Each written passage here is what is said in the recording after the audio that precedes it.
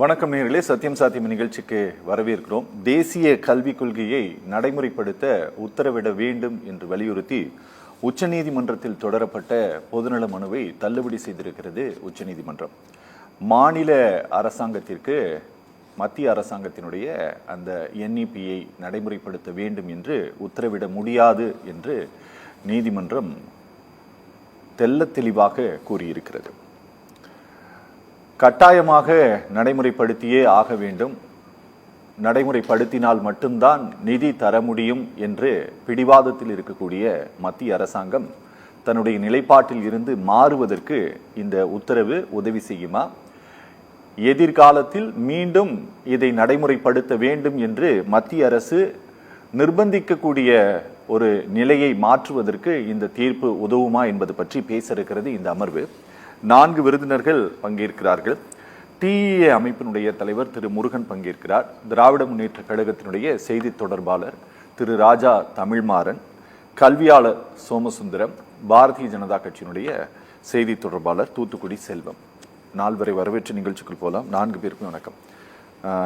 ராஜா வணக்கம். ராஜா, இப்படி ஒரு ஜட்ஜ்மெண்ட் வரும்ட்டு எதிர்பார்த்துட்டு இருந்தீங்களா? ஏதாவது மிக சரியான ஜட்ஜ்மெண்ட் எதிர்பார்த்த ஒண்ணுதான், சரியா சொல்லணும். ஏன்னா இது சில மாதங்களுக்கு முன்பாகவே இது தொடரப்பட்ட வழக்கு அப்படின்னு நினைக்கிறேன். அப்பவே சில சர்ச்சைகள் எல்லாம் கூட ஆனது தமிழ்நாட்டில். ஆமா, ஏன்னா நீங்க சில விஷயங்களை கூர்ந்து கவனிக்கணும். இந்த கோர்ட் எப்படி கொண்டு போகுதுன்னு பாத்தீங்கன்னா, சில விஷயங்களை சட்டமாக இயற்றப்பட்ட விஷயங்களே பல மாநிலங்கள்ல இன்னைக்கு வரைக்கும் செயல்முறைப்படுத்தப்படாமல் இருக்கக்கூடிய நிகழ்வுகளை நம்ம எங்களுக்கு இந்த கேஸோட டீட்டெயிலையும் கொஞ்சம் சொல்லுங்க. யார் இதை போட்டது, உறுதியா என்ன, எந்த பெஞ்ச் இந்த ஆர்டர் கொடுத்தது, என்னென்ன பேசப்பட்டது அப்படிங்கறதையும் சொல்லுங்க. பாக்குறவங்களுக்கு அது கண்டிப்பா உதவி. அதுக்கு முன்னாடி இந்த சட்டத்தை எப்படி இவங்க ஹேண்டில் பண்றாங்கிற சொல்றோம். சில இயற்றப்பட்ட சட்டங்களே மாநிலங்களில் செயல்முறைப்படுத்தப்படாமல் இருப்பதற்கான சாத்தியக்கூறுகள் இருக்கின்றன. அதுல இது முக்கியமா எடுத்தோம்னு சொன்னா, கல்வி என்பது மாநில அரசு மற்றும் ஒன்றிய அரசு இரண்டினுடைய ஒத்திசைவு பட்டியலில் இருக்கக்கூடிய ஒரு காம்பனன்ட். அப்ப மாநில அரசுக்கு இன்னமும் உரிமை இருக்கிறது. கருத்துக்களை கேட்டுத்தான் முடிவெடுக்க வேண்டும்ங்கிறது தான் இதோட முக்கியமான சாராம்சம். அதுல இந்த விஷயத்தை பொறுத்த வரைக்கும் எடுத்தீங்கன்னா, இது வெறும் பாலிசி நோட்டு தான். நேஷனல் எஜுகேஷன் பாலிசி, அவ்வளவுதான். அவங்க ஒரு பாலிசியை ஃப்ரேம் பண்றாங்க. இதை நீங்க ஃபாலோ பண்ணுங்கன்னு சொல்லி அவங்க ரெக்கமெண்ட் பண்றாங்க. ஏத்துக்கிறதும் ஏத்துக்காததும் மாநிலங்களுடைய உரிமை. இது சட்டம் இல்லை. குறிப்பிட்டு சொல்றேன். சட்டம்னா பாராளுமன்றத்தில் நீங்க கொண்டு சட்டமா இயற்றி 2 சபைகளையும் நீங்க நிறைவேற்றி சட்டமா கொண்டு வரணும். இது ரெண்டுமே நடக்காத ஒரு பாலிசி நோட்டு மட்டுமே. ஆனா இந்த ஒரு விஷயத்துக்காக இவர்கள் ஒரு மாநில அரசை கட்டாயப்படுத்துறதுங்கிறது மிகப்பெரிய சர்வாதிகார போக்கு தான் காட்டுது. ஓகே. அதுல நம்மளுடைய பள்ளிக்கல்வித்துறை அமைச்சர் மட்டுமல்ல, நம்முடைய முத்தமிழறிஞர் கலைஞர் அவர்கள் 2016 ஒரு ட்வீட் ஒன்று இவங்க ஃபார்ம் பண்ணும் பொழுதே போட்டாங்க. தேசிய கல்விக் கொள்கை என்பது மிகவும் பிற்போக்குத்தனமாக இருக்கக்கூடியதாக இருக்கிறது. அவங்க ஃப்ரேமிங் அப்பவே முத்தமிழறிஞர் கலைஞர் அவர்களுடைய ட்வீட்ல போட்டது இன்னைக்கும் அவரோட பதிவில் இருந்துகிட்டு தான் இருக்கு. அப்பவே இதை அப்ஜெக்ட் பண்ணினது தான். திரும்ப 2019 ஒரு கமிட்டி போடுறாங்க. அந்த ஃப்ரேம்ல தான் அதுல கஸ்தூரி ரங்கன் ஐயா அவர்கள் தான் தலைவராக இருந்து இதை வடிவமைக்கிறாங்க. இது வடிவமைக்கப்பட்டது யாரால் அப்படின்னு சொன்னா, கிட்டத்தட்ட பாரதிய ஜனதா கட்சியினுடைய துணை அமைப்புகளாக இருக்கக்கூடிய 11 அமைப்புகளில் இருக்கக்கூடிய RSS நிர்வாகிகள் அனைவரும் இணைந்து உருவாக்கப்பட்டதுதான் இந்த NEP 2020. ஃபர்ஸ்ட் நம்ம தெளிவா புரிஞ்சுக்கணும். 11 அமைப்புகள் இருந்து ரெக்கமெண்டேஷன் வாங்கி இருக்காங்களே தவிர 11 பேர் அதுல மெம்பர் எல்லாம் கிடையாது. இல்ல, நீங்க அதுல இன்வால்வ் இல்ல ரெக்கமெண்டேஷன்ஸ் வாங்கி இருக்காங்க. யார் எப்படி இன்வால்வ் ஆயிருக்காங்க, அவங்களுடைய ரோல் என்ன அப்படிங்கிறது எல்லாமே நீங்க விரைவில் நீங்க பார்க்க தான் போறீங்க. நம்முடைய பள்ளிக்கல்வித்துறை அமைச்சர் விளக்கமா ஒரு நூல் எழுதியிருக்காங்க. NEP 2020 எனும் மத யானை அப்படிங்கிற நூல் வருகின்ற 17ஆம் தேதி முதல்வர் அவர்கள் வெளியிட, அதனை பெற்றுக்கொள்வதற்காக திக்விஜய் சிங் அவர்கள் முதல் பிரதியை பெற்றுக்கொள்கிறார். திக்விஜய் சிங் ஐயா ஏன் மாண்புமிகு முன்னாள் முதல்வராக இருந்தவர், அவர் வருவதற்கான காரணம், இந்த கல்வி பார்லிமெண்ட்ல இருக்கக்கூடிய எஜுகேஷன் கமிட்டிக்கு, கல்வி குழுக்கு அவர் தான் தலைவராக இருக்காரு. ஓகே. அப்ப அவர் ஏன் இதை எப்படி இம்ப்ளிமெண்ட் பண்ணலாம், நீங்க நிறைய தப்பு பண்ணிக்கிட்டு இருக்கீங்கிறத சொல்ல வேண்டிய இடத்தில் இருக்கக்கூடியவர் அவர். அப்ப அதே மாதிரி கோபால கவுடா சீஃப் முன்னாள் சுப்ரீம் கோர்ட் நீதிபதி அவர்களும் கலந்து கொள்ளவிருக்கிறார். அவரும் ஆங்கில பிரதியை பெற்றுக்கொள்கிறார். ஆங்கிலம் தமிழ் இரண்டிலுமே இந்த நூல் வெளிவருகிறது. அந்த நூல் வெளிவரும் பொழுதுதான் இந்தியா முழுக்க இந்த நேஷனல் எஜுகேஷன் பாலிசி எப்படி உருவாக்கப்பட்டது, இதில் இருக்கக்கூடிய தவறுகள் என்னென்ன, ஏன் இதை தமிழ்நாடு அரசு ஏற்க மறுக்கிறது அப்படிங்கிறது தெளிவா நமக்கு தெரிய வரும். இது பாயிண்ட் நம்பர் 1. அடுத்தது இந்த வழக்குக்குள்ள வந்துருவோம். அதுக்குள்ள போறதுக்கு முன்னாடி மற்ற விஷயங்களை நான் சொல்லிடுறேன். இந்த வழக்கை பொறுத்தவரை இந்த வழக்கு போடப்பட்டது யாரெல்லாம் அதாவது ஒரு கட்சியில், எங்க கட்சியில் வில்சன் ஐயா போடுறாங்கன்னா, ஒரு வழக்கு போடுறாங்கன்னா அது கழகத்தினுடைய சார்பாக இருக்கக்கூடிய வழக்குகளாக தான் நம்ம பார்த்துருக்கோம். நம்ம பெருமை கொள்ளுவோம், ஐயா நல்ல தீர்ப்பை வாங்கிட்டீங்க சூப்பர் அப்படின்னு நம்ம சொல்லுவோம். அது மாதிரி தான் ஒரு கட்சியில் இருக்கக்கூடிய ஒரு வழக்கு போட்டாருன்னா அந்த கட்சியை சேர்த்து தான் கட்டுப்படுத்துங்கிறது தான் இயல்பா இருக்கக்கூடிய மனநிலை. இதுல பாரதிய ஜனதா கட்சியினுடைய லீகல் விங், அதனுடைய மாநில துணை செயலாளர் அவர்கள் தான் இந்த வழக்கை சுப்ரீம் கோர்ட்ல தொடுக்கிறார். ஓகே, அவர் என்ன கேட்கிறாருன்னா, ஐயா எனக்கு ஹிந்தி படிக்கிறதுக்கு வாய்ப்பு கிடைக்காம போச்சு, இது என்னோட அடிப்படை உரிமையில வர வேண்டியது, எனக்கு அது கிடைக்கல, அதனால நீங்க நேஷனல் எஜுகேஷன் பாலிசியில இந்திய கட்டாயமா சொல்லிருக்காங்க, அதனால எனக்கு நேஷனல் எஜுகேஷன் பாலிசி நீங்க இம்ப்ளிமெண்ட் பண்ண சொல்லி நீங்க மாநில இதை தவிர்த்து வருகின்ற அரசுகளான தமிழ்நாடு, கேரளா, வெஸ்ட் பெங்கால், ஒரிசா போன்ற பல்வேறு மாநிலங்களை சொல்லி இதெல்லாம் இம்ப்ளிமெண்ட் பண்றதுக்கு நீங்க உத்தரவிட வேணுமையான்னு கேட்கிறாரு. பெஞ்ச் எடுத்துக்கிட்டாங்க. எடுத்துக்கிட்ட பிறகு நேற்று விசாரிக்கும் பொழுது அவர்கள் கேட்டது, நீங்கள் எங்கே குடியிருக்கிறீர்கள் என்று கேட்கிறார்கள். அப்ப கேட்கும் பொழுது அவர் என்ன சொல்றாருன்னு சொல்லி சொன்னா, நான் டெல்லியில் இருக்கேங்கிறாரு. உங்க என்ன சிரமம் உங்களுக்குங்கிறார். ஐயா நான் ரொம்ப சிரமப்பட்டு தான் நான் ஹிந்தி கத்துக்கிட்டேன். அப்ப இங்க தேவை ஏற்படுகின்ற பொழுது நீங்க கத்துக்கிட்டீங்க இல்லையா அப்படிங்கிறாங்க. ஆமா, தமிழ்நாட்டில் இருக்கக்கூடியவர்கள் ஏதாவது கேட்டிருக்காங்களா அப்படின்னு கேட்கிறாங்க. இல்லைங்கய்யா, என்னுடைய மகன் நாளைக்கு பிற்காலத்தில் தமிழ்நாட்டில் இருக்கக்கூடியவர்களுக்கு வாய்ப்பு கிடைக்கணும் இல்லை அப்படின்னு சொல்லும் பொழுது அவள் தெளிவாக சொல்லுகிறார், இது தேவையற்ற வழக்கு. இது போன்ற ஒரு பாலிசி நோட்டில் இருக்கக்கூடிய ஒரு விஷயத்துக்கு சுப்ரீம் கோர்ட் தலையிட்டு இதை அமல்படுத்த வேண்டும் என்று சொல்ல இயலாது அப்படிங்கிறது ரொம்ப கிளியர் ஜட்ஜ்மெண்டா. இது தேவையில்லாத வழக்கு. கிட்டத்தட்ட ஃபைன் மட்டும் தான் போடலன்னு வச்சுக்கோங்களேன் அவருக்கு, கோர்ட்டோட டைமை வேஸ்ட் பண்ணதுக்கு. அது சொன்னது மட்டும் இல்லாம இன்னொரு கூடுதல் விஷயங்களும் ஒன்னு சொல்றாங்க, உங்களுடைய நோக்கம் சரியானதாக இல்லை அப்படிங்கிறதையும் அந்த வழக்கறிஞரை சுப்ரீம் கோர்ட் அந்த வழக்கறிஞர் பாரதிய ஜனதாவினுடைய மாநில துணை செயலாளர் இருக்கக்கூடிய வழக்கறிஞர் அவர்களை கண்டித்து அந்த கோர்ட்டை விட்டு அனுப்பியிருக்காங்க. இப்படிதான் ஒரு ஜட்ஜ்மெண்ட் அவங்க கொடுத்திருக்காங்க. இந்த ஜட்ஜ்மெண்ட் நம்ம கிளியரா பார்த்தோம்னு சொல்லி சொன்னா, இது முழுக்க முழுக்க ஒரு மாநிலத்தை கட்டுப்படுத்த முடியாது, இந்த மாதிரியான ஒரு பாலிசி நோட்டை மட்டும் வச்சுக்கிட்டுங்கிறத நம்ம தெளிவா புரிஞ்சுக்கணும். சட்டமா இயற்றப்படலைங்கிற தெரிஞ்சுக்கணும். ஏன் இதை எதிர்க்குது மாநில அரசு அப்படிங்கிறதுக்கான பல்வேறு காரணங்களை நம்ம பட்டியலிட முடியும். ஒரு 3 கேள்விகள், ஒரு 4 கேள்விகளை நான் அவர் செல்வன் அவங்க பாரதிய ஜனதா கட்சியில் இருக்கக்கூடியவர்களுக்கு உங்க முன்னாடி நான் கேட்க விரும்புறேன். ஆனா இப்ப எனக்கு ஒரு சில கேள்வி.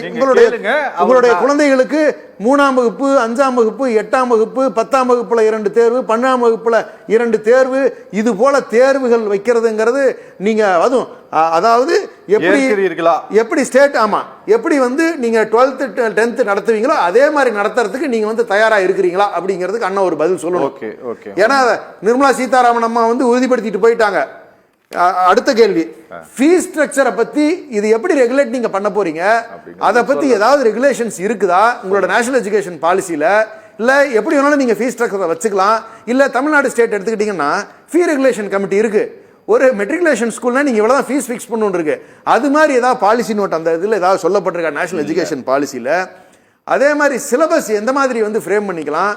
தமிழ்நாடு கிட்டத்தட்ட மிக தொன்மையான வரலாற்றை கொண்டிருக்கக்கூடிய ஒரு நாடு இல்ல, அதுக்குதான் மாநில அளவில் நீங்க அமைச்சுக்கலாம் கமிட்டி. இல்லை, மன்னிக்க வேண்டும், என்சிஆர்டி என்ன சிலபஸ் சொல்லுகிறதோ இல்ல அந்த கேள்வியை நான் கேட்டேன். அப்புறம் நான் பதிலுக்கு வந்துடுறேன். பதில் நான் வச்சிருக்கிறதுனால தான் அவர்கிட்ட நான் அதை கேட்கிறேன். அவர் இந்த மாதிரி சிலபஸ்ல பாத்தீங்கன்னு சொல்லி சொன்னா, தமிழ்நாட்டு இரும்பின் தொன்மையை நம்ம டிக்ளேர் பண்ணியிருக்கோம். 5300 ஆண்டுகள்னு நம்ம சொல்லியிருக்கோம். கீழடியை பத்தி சிறப்புகளை நம்ம சொல்லியிருக்கோம். இது எதையுமே சேர்க்காத, நம்மளுடைய இலக்கியங்களில் இருக்கக்கூடிய சிறப்புகளை சேர்க்காத, நம்மளுடைய சோழ மன்னர்களின் வரலாற்றை சேர்க்காத என்சிஆர்டி போன்ற நிறுவனங்கள் இப்ப சிலபஸை மாத்தி அமைச்சிருக்காங்க 7ஆம் வகுப்புக்கு. அந்த என்சிஆர்டி சிலபஸ்ல முகலாயர்களை எடுத்துட்டாங்க.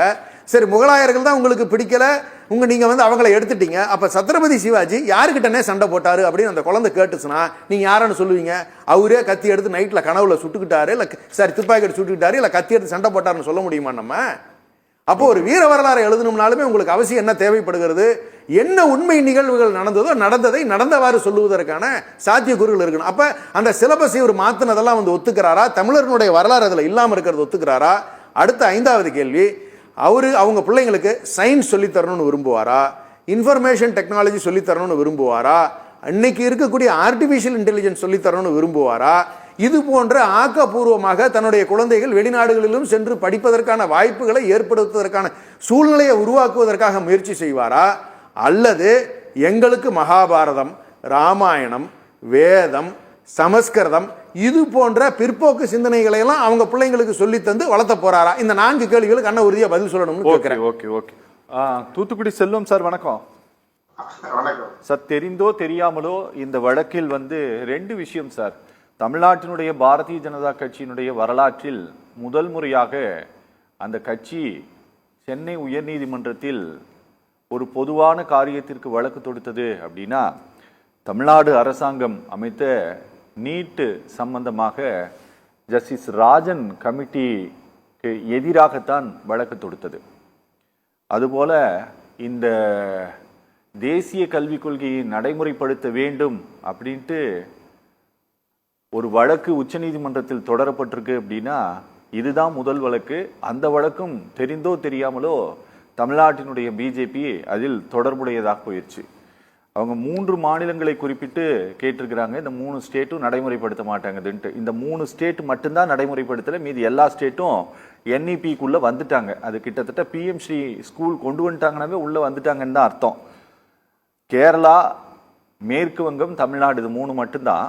ஆஸ் ஆன் டேட் வரை இந்த 3 ஸ்டேட்டு தான் இருக்குது, வேற எந்த ஸ்டேட்டும் கிடையாது. இதெல்லாம் மாநிலத்துக்கு தெரிந்துதான் நடக்குதுங்களா, இல்ல எப்படி சார் இது? இல்ல இந்த வழக்கு ஒரு பெரும் பின்னடைவை உங்களுக்கு ஏற்படுத்தி இருக்கா? சத்தியம் தொலைக்காட்சி நிறுவனத்திற்கு நெறியாளர் எனது மதிப்புமிக்க சகோதரர் அரவிந்தாக்ஷன் அவர்களுக்கு, அதே போலவே தொழில்நுட்ப கலைஞர்களுக்கு, என்னுடைய சக பங்கேற்பாளர் மிகவும் சாமர்த்தியமாக எனக்கு வாய்ப்புகளை பேசியும் வாய்ப்புகளை ஏற்படுத்தியும் கொடுத்த தம்பி திமுகவை சேர்ந்த தம்பி தமிழ்மாறன் அவர்களுக்கு, எனது அருமை மரியாதைக்குரிய கல்வியாளர் சோமசுந்தரம் ஐயா அவர்களுக்கு, அதை போலவே நண்பர் முருகன் அவர்களுக்கு என்னுடைய பணிவான மாலை வணக்கம். தம்பி தமிழ்மாறன் ஒரு வளரக்கூடிய திராவிட இயக்க, அதாவது திமுகவுடைய செய்தி தொடர்பாளர், வளரக்கூடிய தகுதி உள்ள அரசியல் இருக்கிறவங்க அப்படிங்கிற அளவுல நான் தம்பியை பாராட்டுறேன். நான் என்ன நினைக்கிறேன்னு கேட்டீங்கன்னா, எங்க வீட்டு பிள்ளைகளை நீங்க எப்படி படிக்க வைப்பீங்க? நான் தம்பிக்கு ஒரு தகவல் சொல்றேன். என்னுடைய பிள்ளைகளை தாண்டி என்னுடைய பேர பிள்ளைகள் என்கிற நிலைக்கு நான் வந்துட்டவன். ஒண்ணு, என்னுடைய பேர பிள்ளைகள் இன்றைக்கு மெட்ரிகுலேஷன்லயும் சிபிஎஸ்இ ஸ்கூல்லயும் படிக்கிறாங்க. அதுல ஒரு செய்தி என்னன்னு கேட்டீங்கன்னா, என்னுடைய பேர்த்தி, அதாவது பேர்த்தி, மகள் வயிற்று பேர்த்தியும் மகள் வயிற்று பேரனும் இந்தியில 6 எக்ஸாம் பாஸ் பண்ணிட்டாங்க. இது எத்தனை படிக்கிறாங்கன்னா 8, 9 படிக்கிறவங்க 6 எக்ஸாம், 8 இதுல 8 எக்ஸாம்ல 6 பாஸ் பண்ணிட்டாங்க. ஒண்ணு. 2வது தம்பி, எங்களுக்கு மாநில இதுல வழக்கு சம்பந்தமா முதல்ல வழக்குல இருந்து வரதா இருந்தா, இந்த வழக்கை தொடுத்தவர் தன்னுடைய சுய விளம்பரத்திற்காக தொடுத்திருக்கிறார். நீங்க மிக அருமையாக சொன்னீங்க, இந்த பாலிசி நோட்டுன்னு சொன்னீங்க.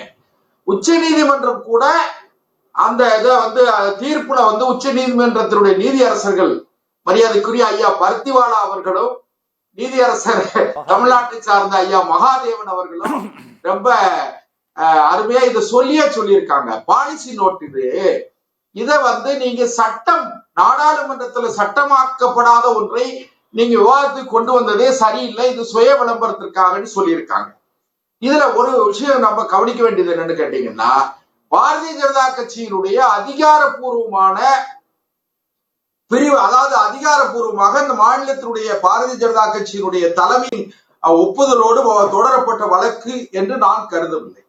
யார் வேணாலும் நீங்க ஒண்ணு கேளுங்க, ஒரு வழக்கறிஞர் பிரிவுல இருப்பாங்க, ஒருத்தர் இருப்பாங்க, ஒரு பப்ளிக் இன்ட்ரெஸ்ட் லிட்டிகேஷன் கேஸ் யார் வேணாலும் போட்டு அதுல ஆர்டர் கிடைச்சிட்டுன்னு சொன்னா சுய விளம்பரம் தேடிக்கிடுவாங்க. அப்படி ஒரு வகையில போடப்பட்ட வழக்கே தவிர இது பாரதிய ஜனதா கட்சியினுடைய ஒப்புதலோடு போடப்பட்ட அதிகாரப்பூர்வமான வழக்கு இல்லை.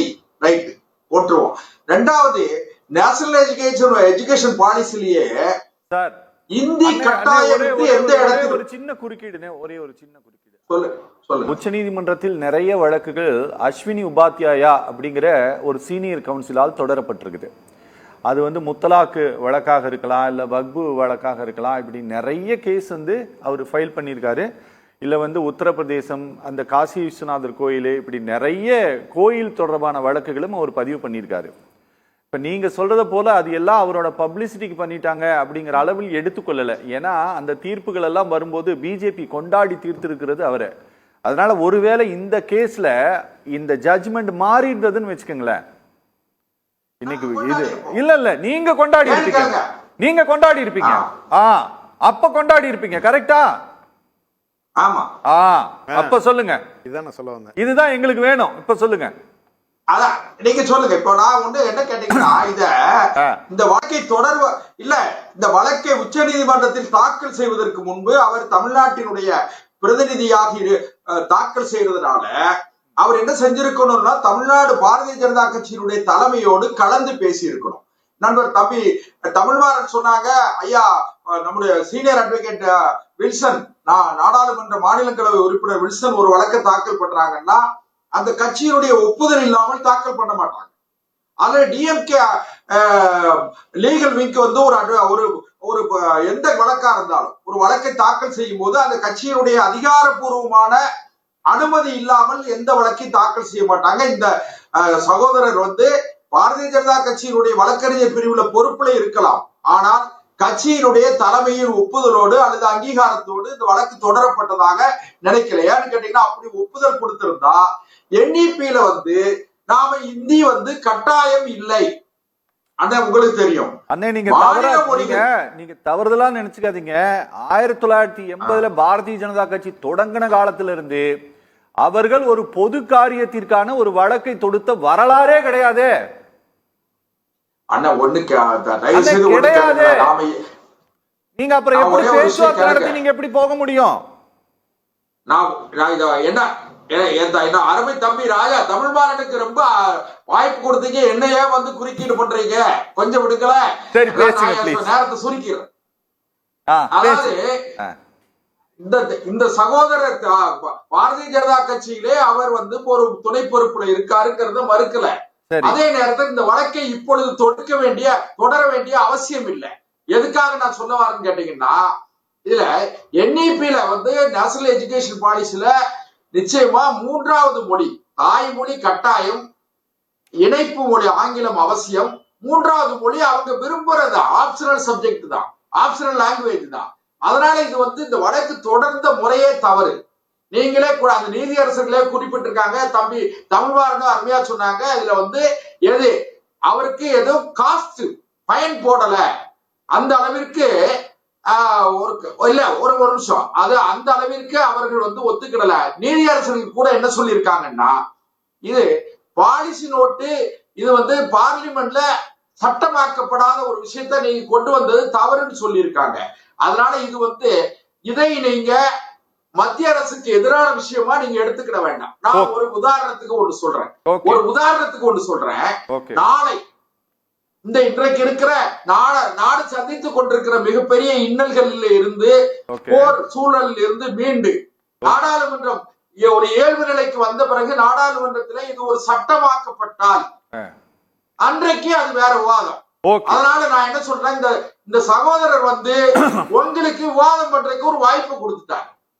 யாரு? பாரதிய ஜனதா கட்சியினுடைய நண்பர் இப்பொழுது பொது வெளியிலே சத்தியம் தொலைக்காட்சி இதை எடுத்து பொது விவாதமாக்கி என் அருமை தம்பி ராஜா தமிழ்மாறன் போன்றவர்கள் வாதம் செய்வதற்கான வாய்ப்பை ஏற்படுத்தி கொடுத்துட்டாரு தவிர இப்பொழுது இந்த வழக்கு தொடுத்திருக்க வேண்டிய அவசியம் இல்லை. அதே நேரத்துல என்இபிய அவர் முழுமையா பார்க்கல. நேஷனல் எஜுகேஷன் பாலிசிய அந்த நீதியரசர்கள் சொல்லும் போது, நான் டெல்லியில இருக்கேன், நான் படிச்சுட்டேன், ஹிந்தி படிச்சுட்டேன், உங்க பிள்ளைங்க என்னுடைய பிள்ளைகள் தமிழ்நாட்டுல இருக்காங்க படிக்கிற, தமிழ்நாட்டுல யாரும் படிக்க வேண்டாம்னு சொல்லலையே.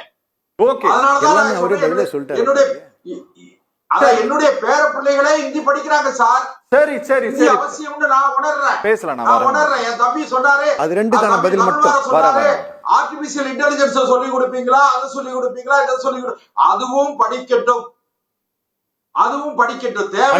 அதெல்லாம் என்இபில இல்லவே இல்லைன்னு அதை தெரிஞ்சுக்கணும்னு தான் உங்களுக்கு சொன்னேன். ஒன்னு, என்இபில சுத்தமா எதிர்கால திட்டங்கள் எதுவுமே இல்லை. லைன் பை லைன் பாலிசியை படிச்சவங்கிற முறையில் நான் உங்களுக்கு பேசுறேன். தயவு செஞ்சு நீங்களும் படிச்சிருங்க, உங்க பிள்ளைகளுக்கு நல்லது.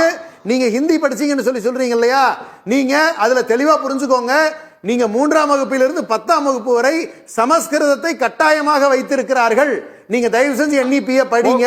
இல்ல நான் சொல்லி முடிச்சிடறேன், உறுதியா சொல்லிடுறேன். சமஸ்கிருதத்தை கட்டாயமாக வைத்து அதை தான் நம்முடைய அமித்ஷா அவர்கள் தெளிவாக போனதுல சொன்னாரு. இந்திய மொழிகளுக்கு எல்லாம் தாய்மொழியாக சமஸ்கிருதம் இருக்கிறது, அதை எல்லோரும் கற்றுக்கொள்ள வேண்டும். அதை ஆதாரபூர்வமா பதிவு பண்ணியிருக்காரு. அவர் சொல்ற மாதிரி ஹிந்தி அல்ல, சமஸ்கிருதத்தையே உறுதியாக்கி இருக்கிறார்கள். அது ஆட்சேபனைக்குரியது. சகோதரர் ராஜா, ஒரே ஒரு விஷயம், அரவிந்தாக்ஷன்ங்கிறது அதுவே கூட சமஸ்கிருத மொழிதான். அரவிந்தாக்ஷன் அதுக்கு என்ன அதுவே கூட சமஸ்கிருத மொழிதான். அதுக்காக எங்க அண்ணனை நான் தமிழ் தெரியாது, தமிழ்ல விருப்பம் இல்ல அவர் சொல்லிட முடியுமா? நீங்க சமஸ்கிருதத்தை நீங்க கட்டாயம் வைக்க முடியாது. சமஸ்கிருதத்துல ஒப்பாரிக்கும் இடம் இல்ல, நீங்க நல்ல சுகத்துக்கும் நல்ல செய்திகளுக்கும் இடம் இல்லாம அது வெறும் இந்த மொழி உணர்வுகள் இல்லாத ஒரு மொழி. அது சரி, நீங்க அது உயிரியே இல்லாத மொழி. அண்ணே அதை எதுக்கு நீங்க கத்துக்கணும்? செத்த மொழி எதுக்கு சார் கத்துக்கணும்? நம்ம பிள்ளை எதுக்கு சார் சமஸ்கிருதம் கத்துக்கணும்? சரி, நல்லது. நீங்க தமிழை விட்டுட்டு சார், இதுல நமக்கு வர வேண்டிய சமக்ர சிக்ஷாக்கு நமக்கு வர வேண்டிய நிதி இருக்குல்ல, 2500 கோடி. இந்த தீர்ப்பு சார் பார்லிமெண்ட் கமிட்டி கூட சொல்லியிருக்கு, நீங்க பணம் கொடுக்கணும் அப்படின்னு சொல்லிட்டு. இந்த தீர்ப்பு ஏதாவது ஒரு வகையில் அதை நாம் பெறுவதற்கு உதவி செய்யுமா சார்? அதாவது முதல்ல தடை இல்லாம கேட்கிறேன், கொடுத்துதான் ஆகணும், அவங்க தடை இல்லாமல் பெறுவது. 2162 கோடி நிறுத்தி வைத்தது தவறு என்று இது உணர்த்துகிறது. ஓகே. அது மட்டுமல்லாமல் RT ஆக்ட்ல மெட்ரிகுலேஷன் பள்ளிகளுக்கு ஏழ்மையான குழந்தைகளுக்கு 25% அந்த அமௌண்ட் 617 கோடி பெண்டிங்ல இருக்கு. அதுவும் தவறு என்று உச்சநீதிமன்றம் நமக்கு உணர்த்தி இருக்கிறது. இந்த தீர்ப்பின் மூலமாக ஒன்று, அதாவது உச்சநீதிமன்றத்தால் சட்டத்தால் அங்கீகரிக்கப்படாத ஒரு தேசிய கல்விக் கொள்கையானது இன்னைக்கு எங்க கொண்டு போய் விட்டுருக்குது? 2019 RTEல அமெண்ட்மெண்ட்ல கொண்டு போய் விட்டுருக்காங்க. அதாவது ஆல் பாஸ் எடுத்தாச்சு, 358க்கு நீங்க தேர்வு வைக்கணும். அதில் வைக்கக்கூடிய 2019 16A அதில் பண்ணியிருக்கக்கூடிய சட்ட திருத்தமானது CBSE பள்ளிகளுக்கு மட்டுமல்ல, எல்லா பள்ளிகளுக்கும் பொருந்தும். அது சென்ட்ரல் ஆக்ட்ல வரக்கூடிய ஒரு திருத்தமானது இன்னைக்கு உச்சநீதிமன்றம் சொல்லுகிறது ஆர்டிகல் 32 ஆர்டிகல் 32 பிரகாரம் இது அடிப்படை உரிமையை பாதிக்கல, எனவே அதை பேஸ் பண்ணி யாரும் இங்க பாதிக்கல, எனவே நாங்கள் அதன் அடிப்படையில் உங்களுக்கு தள்ளுபடி பண்றேன். நான் அதாவது முதல்ல அவர் பிஜேபி நண்பர் சொன்னார், அவர் சுய விளம்பரத்துக்காக பண்ணியிருக்கிறாரோ எங்க பண்ணியிருக்காரோ அது வேற விஷயம். சமஸ்கிருதம் 4/12 RTE அதாவது தேசிய கல்விக் கொள்கையினுடைய chapter 4.12 3 language policy, chapter 4.17 Samskritam Sanskrit will thus he offered at all levels of school and higher. எதுக்கு அப்படின்னா சான்ஸ்கிரிட் நாலேஜ் சிஸ்டம் அப்படின்னு நம்ம சொல்லி வச்சிருக்கிறாங்க. இது இந்தி கிடையாது. சமஸ்கிருதத்தை பள்ளிகளுக்கு கட்டாயமாக தொடக்க கல்வி முதல் உயர்கல்வி வரைக்கும் சமஸ்கிருதத்தை சொல்லி கொடுக்கணும். ஏன் அப்படின்னு சொன்னா அதிலே நிஷ்காம கர்மா இருக்கிறது, சனாதன தர்மம் இருக்கிறது, குலக்கல்வி. நான் சொல்றத தயவு செய்து ஸ்டெப் பை ஸ்டெப்பா பார்க்குறோம். ஏன்னா அவர் நீதிபதி அவர்கள் ஃபண்டமெண்டல் ரைட்டை சொன்னதுனால நான் அங்கிருந்து வரேன். ஃபண்டமெண்டல் ரைட்டுக்கு எதிராக இவங்களுடைய ப்ரோக்ராம் இருக்கு. அடிப்படை உரிமைகளுக்கு எதிராக உரிமைகளுக்கு எதிராக இருக்கிறது. எப்படி நீங்க நிஷ்காம கர்மான்னு சொல்லிட்டீங்க. ஏன் நம்ம சமஸ்கிருதம் படிக்கணும்? இந்தி பத்தி இதுல பேசல, சமஸ்கிருதம் பத்தி பேசுறாங்க, சனாதனம் பத்தி பேசுறாங்க, குலக்கல்வி பத்தி பேசுறாங்க. இது 3 எதுக்கு எதிரானது? Fundamental duty 51A. அதுதான் அவர் சொல்லியிருக்கிறாரு. Scientific temper. அப்ப நீங்க ஃப்ரம் த பிகினிங் ஃபர்ஸ்ட் பேஜ்ல இந்த RTE அதாவது இந்த தேசிய கல்விக் கொள்கை முதல் பக்கத்தில் என்ன கொடுத்துருக்காங்க அப்படின்னா AI ஆர்டிஃபிஷியல் அதாவது இன்டெலிஜென்ஸ் எல்லாம் நாங்கள் பற்றி பேச போகிறோம் அப்படி எப்படின்னு அப்படியே வர்ணிச்சிட்டு வராங்க. நான் என்ன கேட்குறேன், நிஷ்காம கர்மா ஆர்டிஃபிஷியல் இன்டெலிஜென்ஸுக்கு எதிரானது. அப்படின்னா என்ன? செயற்கை நுண்ணறிவுனா என்ன? நுண்ணறிவுனா என்ன? நீங்க சொல்றது என்னன்னா 2020 இந்த பாலிசி அவங்க டிஃபைன் பண்ணும்போதே ஏஐ பத்தியும் பேசியிருக்காங்க. ஃபர்ஸ்ட் பேஜ்ல பேசியிருக்காங்க. ஓகே. அது எது பேஸ் பண்ணி எடுக்கிறாங்க அப்படின்னா SDG 4, சஸ்டைனபிள் growth 4. ஓகே. அது காட் ஒப்பந்தம் டிசம்பர் 2015 நம்முடைய பிரதமர் அவர்கள் போடப்பட்ட ஒப்பந்தம். ஓகே. அந்த ஒப்பந்தத்துல ஏஐ பத்தி நீங்க சொல்லி கொடுக்கணும். பாலிசில வந்திருக்குன்னு சொல்றீங்க. ஃபர்ஸ்ட் பேஜ்ல இருக்கு. ஃபர்ஸ்ட் பேஜ்ல அரசாங்கம் எவ்வளவு ஃபண்ட் ஒதுக்கி இருக்காங்கங்கறத நான் சொல்றேன். அதாவதுங்க நீங்க ஏஐன்னு சொல்றீங்கல்ல, ஆனா நுண்ணறிவுனா என்ன? நுண்ணறிவுனா என்ன சொல்றாரு? டெர்மன் என்ன சொல்றாரு? பீன என்ன சொல்றாரு? என்ன சொல்றாருன்னு சொன்னா காரண காரிய கோட்பாடு. இது மூணு நீங்க சொல்றீங்க. நிஷ்காம கர்மா, சனாதனம், குலக்கல்வி, இதெல்லாம் காரணகாரிய கோட்பாட்டுக்கு உகந்ததாக இருக்கிறதா? நீங்கள் உள்ளே சொல்லக்கூடிய 4.12 4.17 இதுல என்ன நீங்க சொல்ல வர்றீங்க? நீங்க அறிவியலுக்கு புறம்பான ஒரு விஷயத்தை இங்க கொண்டு வந்துட்டு முதல் பக்கத்துல நான் ஏஐ சொல்லி கொடுக்க போறேன்னு சொன்னா முதல்ல ஓகே, நீங்க ஏஐ கொண்டு வர போறோங்கிறது அவங்க பாலிசில ஃபர்ஸ்ட் பேஜ்ல இருக்கு சார். இதை எப்ப இம்ப்ளிமெண்ட் பண்ணாங்க சார்? 22ல இதை கொண்டு வந்துட்டாங்க. கரெக்ட்டா? ஆமாங்க. 22ல. ஏன்னா நம்ம 2019ல தமிழ்நாடு அரசாங்கம் ஒரு ஜிஓ ஒன்று போட்டது சார். அந்த ஜிஓ இல்ல ஒரு ஆர்டர் ஒன்று போட்டாங்க.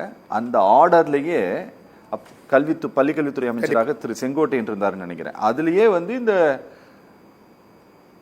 பொது தேர்வு இல்லையா 5 மற்றும் 8க்கு மாணவர்களுக்கு ஆணை வெளியிடப்படுகிறது. ஜிஓ வெளியிட்டாங்க சார். ஜிஓவே வெளியிட்டாங்க 165 ஜிஓ. நான் முழுசா சொல்லிடுறேன். அதாவதுங்க நீங்க அவர் நீதிபதி சொன்னதுல இருந்து நான் வரேன். ஃபண்டமெண்டல் ரைட் சொன்னதுனால ஃபண்டமெண்டல் ரைட்டுக்கு இவங்க எப்படி எதிரா இருக்காங்கன்னு நான் டிஃபைன் பண்றேன். ஓகே. அதாவதுங்க நீங்க முதல்ல ஏஏன்னு சொன்னீங்க. ஆனா உள்ள செயல்முறைக்கு வருகின்ற போது முதல்ல நுண்ணறிவை வளர்ப்பதற்கு நீங்க எதிராக இருந்து கொண்டு, சயின்டிபிக் டெம்பருக்கு எதிராக இருந்து கொண்டு செயற்கை நுண்ணறிவு எப்படி போய் முதல்ல ஒருத்தனுக்கு செயற்கை நுண்ணறிவு எப்போ வரும்? நுண்ணறிவு இருந்தாதான் வரும். ஓகே. இதுதான் சைக்காலஜில சொல்றக்கூடிய டெஃபினேஷன். நுண்ணறிவு தலையில் இருந்து பிறந்தான், இடுப்பில் இருந்து பிறந்தான், காலில் இருந்து பிறந்தான்னு நீங்க அதுதான் நம்முடைய பண்பாடு நீங்க சொல்லிட்டு ஏஐன்னு சொன்னா யாரை நீங்க ஏமாத்துறீங்க? அப்ப ஃபண்டமெண்டல் டியூட்டி 51A எதிராகவும் நீங்க ஆர்டிகல் 17 தீண்டாமை பத்தி உங்களுக்கு எல்லாருக்கும் தெரியும். வன்கொடுமை தடுப்பு சட்டம் அதனுடைய நீட்சியாக வந்தது. நீங்க என்ன சொல்ல வர்றீங்க? நீங்க பிற்போக்கான தத்துவங்களை கொண்ட ஒரு சமஸ்கிருத மொழியை தொடக்க கல்வி முதல் உயர்கல்வி வரைக்கும் நடத்தணும்னு நீங்க சொல்லிட்டு தீண்டாமையை வலியுறுத்தக்கூடிய ஒரு சமஸ்கிருதத்தை நீங்க வலியுறுத்தி கொண்டு ஆர்டிகல் 17 ஃபண்டமெண்டல் ரைட்ஸ் அதுக்கு நேர் எதிராக நிக்கிறீங்க. ஒண்ணு. அப்ப ஃபண்டமெண்டல் ரைட் பத்தி ஒருத்தர் வழக்கு போடுறாரு. என்னென்ன ஃபண்டமெண்டல் ரைட்டுக்கு எதிராக நீங்கள் எழுப்பிய 2020 இருக்கிறது? 17 வகையான அரசியலமைப்பு உட்கூறுகளுக்கு எதிராக இருக்கு. ஒரு எளிமையான ஒரு சட்டம் 341 ஆர்டிக்கல் 1963 அலுவல் மொழிகள் சட்டம் வந்தது. தமிழ்நாட்டில் 1968 முதல் இருமொழி கொள்கை நம்ம கடைபிடிச்சிட்டு வர்றோம். புரியுது. நீங்க ஃபண்டமெண்டல் ரைட்டுக்கும் நீங்க எதிராக இருப்பீங்க, ஃபண்டமெண்டல் டியூட்டிக்கு எதிராக இருப்பீங்க, சட்டத்திற்கும் எதிராக இருக்கிறீர்கள். இந்தியன் கான்ஸ்டிடியூஷன் 343 அலுவல் மொழிகள் சட்டம் 1963 பகுதி 3 என்ன சொல்கிறது? 3 என்ன சொன்னாங்க? ஒவ்வொரு மாநிலமும் உங்களுடைய தாய்மொழியை நீங்கள் ஸ்பெஷலா எடுத்துக்கலாம். ப்ரொவிஷன் பகுதி 3 கொடுக்கப்பட்டிருக்கிறது. அப்ப நீங்க போட்ட சட்டம், சென்ட்ரல் ஆக்ட் போட்ட சட்டத்தை நீங்க மீறுறீங்க. ஓகே, புரியுது. சென்ட்ரல் ஆக்ட் போட்டதை நீங்க மீறுறீங்க, ஃபண்டமெண்டல் டியூட்டியை மீறுறீங்க, ஃபண்டமெண்டல் ரைட்ஸை மீறுறீங்க. எதற்காக நீங்க ஆர்டிகல் 32 வச்சு நீங்க வழக்கு போடுறீங்க? அதனாலதான் அவர் சொல்லி இருக்கிறாரு. ஏங்க கட்டாயம் இல்லைங்க. இப்ப இன்னொரு நகைச்சுவை என்ன தெரியுமா? 2162 கோடி ஒன்னும் கொடுக்கவே இல்லை சமகர சிக்ஷாவுக்கு. அதே பெண்டிங்ல இருக்கு. ஒரு வருஷம் காசு கொடுக்கல. 617 கோடி ஆர்டிக்கும் கொடுக்கல. பிஏபி அப்ரூவல் 14/4/2025 அப்ரூவல் பண்ணி வச்சிருக்காங்க போன மாசம். எதுக்கு? அடுத்த கல்வியாண்டுக்கு அப்ரூவல் கொடுத்துட்டோம். 3000 கோடிக்கு அப்ரூவல் கொடுத்துட்டு பெருமையா சைன் பண்ணிட்டீங்க எம்ஓஇல. எங்க பழைய பாக்கி நீங்க கொடுக்கலீங்க. புரியுது சார். நீங்க என்ன பண்ணி வச்சிருக்கீங்க? நாங்க எல்லா மாநிலத்துக்கும் கொடுக்குறோம். நீங்க அப்ரூவல் பண்ணிட்டு அந்த அமௌண்ட்டை ஏன் தமிழக அரசாங்கத்துக்கு நீங்க கொடுக்கல? அப்ப உங்களுடைய ஒவ்வொரு செயல்பாடும் சட்டத்திற்கு புறம்பானவையாக இருக்கின்றன. ஓகே. சோமசுந்தரம் சார் வணக்கம். சோமசுந்தரம் சார், இது ஆமா, இதை நடைமுறைப்படுத்தாமல் மாநில அரசு இந்த பாலிசியை நடைமுறைப்படுத்தாமல் இருப்பதால் அடிப்படை உரிமை பாதிக்கப்படுகிறது அப்படின்ட்டு தான் இந்த வழக்கு தொடரப்பட்டிருக்கு. சார் சொன்னாரு, அவரும் சொன்னாரு, இதுல நாங்க அறிவியலை கற்றுக் கொடுக்காமல் இல்லை, அறிவியலையும் கற்றுக் கொடுக்கிறோம் அப்படின்ட்டு அவர் சொன்னாரு. இவர் என்ன சொன்னாரு, ஆமா அதையும் இது பேசுகிறது அப்படின்னு சொன்னாரு. நான் கூடுதலாக ஒரு விஷயம் சொல்றேன், பாலிசியினுடைய முன்பக்கத்திலேயே இருக்கு, ஏஐ குறித்தும் பேசப்படுகிறதுன்ட்டு. இவங்க 20ல இந்த பாலிசியை கொண்டு வந்தாங்க, 22ல இம்ப்ளிமெண்ட் பண்ணாங்க. கரெக்டா? 22ல் இதை நடைமுறைப்படுத்தி விட்டார்கள் சார். ஒன்றிய அரசு ஆமா, PM ஸ்ரீ ஸ்கூல் திட்டத்தின் மூலமாக இதை கொண்டு வந்துட்டாங்க. தமிழ்நாடு ஏத்துக்கல. ஆமா, 3 ஸ்டேட் ஏத்துக்கல. சார் என்னன்னா சார், இந்த இந்திய அரசாங்கத்தில் இந்தியா AI மிஷன் அப்படின்ட்டு ஒரு திட்டம் ஒண்ணு இருக்குது சார். இந்த திட்டத்திற்கு சென்ட்ரல் கேபினெட் ஒப்புதல் கொடுத்த தேதி என்ன அப்படின்னா 6/3/2025 அன்று சார் இவங்க ஒப்புதல் கொடுத்தோம் அப்படின்னு சொல்லிட்டு 2024 கொண்டு வரப்பட்டதற்கு ஒப்புதல் கொடுக்கப்பட்டதுன்ட்டு 6/3/2025 தான் பப்ளிக் பிரஸ் இன்ஃபர்மேஷன் பியூரோ வெளியிட்ட பத்திரிகை செய்தி குறிப்பு சொல்கிறது சார். மொத்தம் ஒதுக்கீடு எவ்வளவுன்னா 5 ஆண்டுகள்ல இதை இம்ப்ளிமெண்ட் பண்றதுக்கு மொத்தம் 10,300 கோடி ரூபாய் ஒதுக்கீடு செய்யப்பட்டிருக்குன்னு சொல்றாங்க. கவர்மெண்ட் சொல்றது, நான் சொல்றது இல்ல. 2023-24 சார் இப்போ தாக்கல் செய்யப்பட்ட பட்ஜெட்ல இந்த டீடைல் இருக்கு. எந்த தகவலும் என்னுடைய தகவல் கிடையாது. 23-24 சார் இந்தியா AI மிஷன் அப்படிங்கிற ஒரு திட்டத்திற்காக இந்திய அரசாங்கம் ஒரு நயா பைசாவை கூட ஒதுக்கவில்லை. 24-25 திட்டத்திற்காக 500 கோடி ரூபாயை இந்திய அரசாங்கம் ஒதுக்கியது. செலவு பண்ண தொகை வெறும் 173 கோடி மட்டும்தான். இந்த ஆண்டினுடைய பட்ஜெட்டுக்கு ஒரு 2000 கோடி ரூபாயை 1/3/2025 சென்ட்ரல் பட்ஜெட் தாக்கல் பண்ணும்போது இந்தியா AI மிஷனுக்காக 2000 கோடி ரூபாயை ஒதுக்கீடு செய்திருக்கிறார்கள். இவ்வளவுதான். எங்களுக்கு என்ன சந்தேகம் சார், 20ல ஒரு பாலிசியை டிஃபைன் பண்றீங்க, 22ல அதை நீங்கள் இம்ப்ளிமெண்ட் பண்ணி விடுகிறீர்கள். ஆனா 23ல அதுக்காக நிதியே ஒதுக்கல, 24ல நிதி ஒதுக்குறீங்க, அதுல வெறும் 30% மட்டும்தான் செலவு பண்றீங்க. நீங்க அதே 24ல தான் அந்த ஒரு திட்டத்திற்கே நீங்க ஒப்புதலும் கொடுக்கிறீர்கள் சார். இந்த AI அப்படிங்கிற இந்த மிஷன் திட்டம்ங்கிறது என்ன அப்படின்னா சார், நீங்க மக்களுடைய பயன்பாட்டுக்கு எது வருகிறதோ அதை பாடமுறையிலும் சொல்லி கொடுப்பது சார். நீங்க வெளியிலேயே இது வராம நீங்க எப்படி இதை சொல்லி கொடுப்பீங்கன்னு எங்களுக்கு தெரியல சார். இதை எப்படி நாங்க புரிஞ்சுக்கிறது சார்? ஏன்னா இவங்களோட பாலிசியில ஒண்ணு இருக்கு, அரசாங்கத்தினுடைய கோப்புகள்ல ஒண்ணு இருக்கு, பட்ஜெட்ல ஒண்ணு இருக்கு. எப்படி இதை புரிஞ்சுக்கிறது? இது 2020ல ஆரம்பிச்சு 2022ல இம்ப்ளிமெண்ட் பண்ணி 2023ல பட்ஜெட்ல போட்டு இன்றைய வரைய நடைமுறைக்கு கொண்டு வரல. நமக்கு தமிழ்நாட்டுக்கு ஏற்கனவே ஒரு நண்பர் அழகா சொன்னாரு, சமக்கிர சிக்ஷா நிதியும் கொடுக்கல, RTI ஃபண்ட் இன்னைய வரைய ஒரு அமௌண்ட் கொடுக்கல. இந்த தீர்ப்பின் மூலமாக, அதாவது இந்த தீர்ப்பு நான் பார்த்தேன் சார், இந்த வரலாற்று சிறப்பு மிக்க தீர்ப்பு. இந்த வழக்கு தொடர்ந்தது ஒரு லாயர் மணி அவர்கள். இந்த தீர்ப்பு என்ன வந்தது அப்படின்னா, JP பர்திவாலா டிஸ்மிஸ் ஆர்டர் தான் நினைக்கிறேன். இது கரெக்ட்டா, அது டிஸ்மிஸ் ஆர்டர் தான் இது. ஆமா, டிஸ்மிஸ் ஆர்டர் தான் இது. அதாவது வரலாற்று சிறப்பு மிக்க அவன் டிஸ்மிஸ் பண்ணிட்டாங்க. என்ன சொல்றாரு அப்படின்னா,